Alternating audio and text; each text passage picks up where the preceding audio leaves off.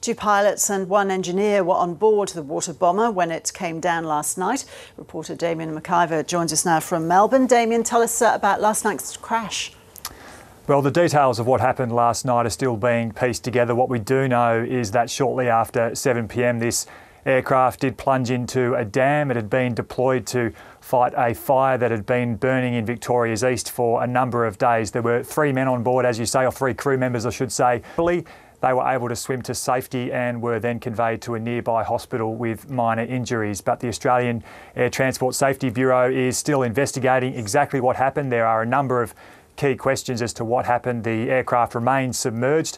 They'll be investigating whether or not there was a possibility of pilot error, whether there was some mechanical issue with the aircraft, or whether there was simply something that happened in the environment. They had been fighting a fire that's been burning for a number of days, as I said, and whether or not there was simply something that happened spontaneously that caused the aircraft to hit the water. But at this stage, details remain a little bit sketchy. We are expecting an update from Emergency Services Victoria later this afternoon. OK, so are the grounded helicopters undergoing safety checks?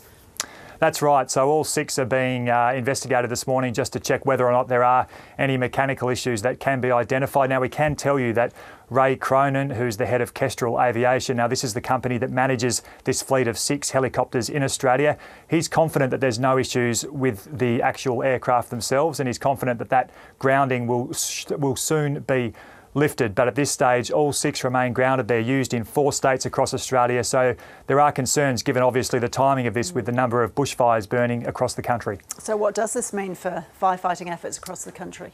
Well, these are a significant part of the arsenal for fighting fires. They've been deployed in Australia since 1997 in Victoria, New South Wales, South Australia and Western Australia. They're capable of carrying more than 9,000 litres of water, and I'm sure many of us have seen the vision of these aircraft being deployed to fight fires. So while they remain on the ground, there's obviously a number of other different types of aircraft that firefighters can use, but I'm sure many of them will be anxious to see these in the skies sooner rather than later.